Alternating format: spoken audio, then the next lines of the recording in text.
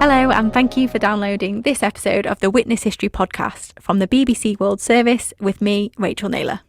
I'm going to take you back to when a Swedish engineer, the late Nils Berlin, invented the 3-point seatbelt for vehicles. It's estimated to have saved more than 1 million lives around the world. I've been speaking to Nils' stepson, Gunnar Ormark. It's June 1958, and Nils Berlin has just been appointed as Volvo's first ever safety engineer at their head office in Gothenburg in Sweden. One of his colleagues, a sales representative, has been seriously injured in a car crash. I'm going to let Nils pick up the story here. He's talking in this cheesy Volvo promotional video from the 1980s. Roll tape. In the accident, he'd slid out of the belt and was thrown out of his car. When Gunnar Engelau, Volvo's managing director at that time, got wind of the accident, he reacted immediately. Bloody hell, this can't be right. He actually wore the belt, didn't he? This shouldn't be allowed to happen. This was my cue for letting him know that I'd found certain flaws in our seat belts. Engelau's conclusion was characteristically plain. Then I think you should do something about it. And he did. 2 weeks later, he invented the 3-point seatbelt. In Nils' previous role as an aerospace engineer at Saab, it was his job to throw people out of speeding vehicles. He designed ejector seats. But at Volvo, his job was to keep them in place. The pilots he used to work with were willing to wear almost anything to keep them safe, but he soon discovered drivers and passengers in cars didn't feel the same. Let's go back to Nils in our video. They've even added some jazzy piano music. Ordinary people just aren't used to taking orders, particularly not if it involves some sort of discomfort. So it was obvious, I thought, that the new belt would have to be easy to put on. And he succeeded. The 3-point seatbelt was, and is, easy to put on. I should point out here that seatbelts did exist in 1958, but they were only attached at 2 points, either across the lap or diagonally across the chest, and neither was doing a great job of keeping people safe, and often resulted in injuries in the event of a crash. The problem was that the body's center of gravity lay below the belt. People had a tendency to slide, ending up with a strap under their chin. In that kind of situation, the belt acts like a saw blade, causing serious throat damage. There are examples of accidents where the throat has simply been cut. Not what you want from a safety feature.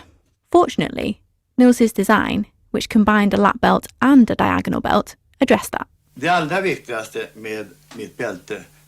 This is the most important thing about my seat belt. The point where the two straps separate. One of them fits over your hips or pelvis, which is one of the strongest parts of the body. The other strap goes over the chest, which is also sturdy enough to tolerate a bit of strain. Let's put that corporate video away now. Volvo loved Nils' new seatbelt and set about installing it in all their cars as standard from 1963. And they sent Nils around the world to demonstrate it. He didn't have any crash test dummies, so Nils' stepson, Gunnar Ormark, told me he chose to use model cars and eggs. It was an easy way to explain, because everyone knows an egg. And everyone knows what's happened when you drop it. We will just make fun of that because we say, oh, adult guys, they're playing with a small car and toy. When Nils' 3-point seatbelt took off internationally, Volvo made the patent available to all car makers for free. But Nils didn't mind. You like it, of course, because the more people use it, the better it is. Some people might think, wow, he could have made millions. No, never. Of course, we asked him and say, what, you're stupid, why isn't the patent yours? And then he say, I was employed to make the cars safer, and that was my job, so I cannot complain. So I think it was enough for him that he saved lives. And Nils' reaction wasn't out of character. But when Gunnar met his stepdad in 1970, when he was 12, he was not impressed. the first impression was a strange guy. He was different to my family. What was he like? When you're 12 and you meet some adult person, they are a pain in the ass. But when I grew up, I understand him more and more. So when we agree, then he was Dad. When we disagree, it was Nils. He's a big heart. I listen to him a lot, and he teach me a lot, awful lot, because he was a really great engineer. And the good thing was when I asked something, or anyone asked something, he always explained in an easy way so you can understand it. Including his most famous invention. He was a little bit shy, so he didn't want to say this is the best thing. He told me how it works and how he developed it, and also how the market take it. It was a very easy thing, but no one had done it before. But not everyone wanted to wear one. And it wasn't until 12 years later that the first law came in the state of Victoria in Australia, making the use of a seatbelt compulsory. Another place seatbelts had to be worn was Gunnar's car when he was 18. He said, you don't have any seatbelts in your car, so I get it. And I, of course, installed it. And a few days after that, it was a traffic accident, and it was my car. And my girlfriend was inside. Was she okay? Of course, she used the seatbelt. In the UK, front seatbelts were compulsory in new cars from 1968, but it didn't become law for them to be worn until 1983. Peter Gould checked what effect the new law was having among this morning's commuters in West London.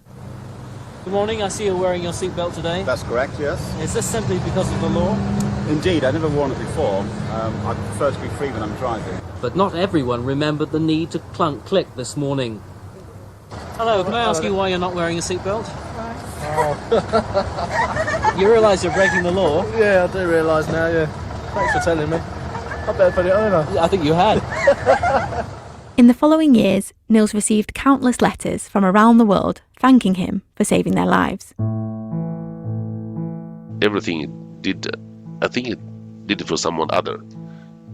It was not for himself. It wasn't the family, then it was people driving cars or flying aircrafts. He never talked about himself. Nils continued to develop ways to make cars safer for the rest of his life. In 2002, he was inducted into the National Inventors Hall of Fame in the USA, alongside Thomas Edison, who invented the light bulb, and Alexander Graham Bell, who invented the telephone. He called me and said, Gunnar, I want you to go and take that prize from me. And then we was sitting down making the speech and everything. Yeah. He always knew what he wanted to say. What did he want to say that time? He wanted me to tell him that the family was important for him, and also he was proud for the invention, of course. And then he said in the end to everyone, don't forget to buckle up. A few months later, Nils died, aged 82. It's estimated that the 3-point seatbelt saves the lives of 100,000 people a year. That's nearly 2 people while you've been listening to this programme. I'm so happy that all cars have it today. It's a little bit of him in every car in all the world. So that's big. It's really big. Gunnar Ormark was speaking to me, Rachel Naylor, for this episode of the Witness History podcast from the BBC World Service. To listen to more of our episodes, go to our website, bbcworldservice.com/witness history.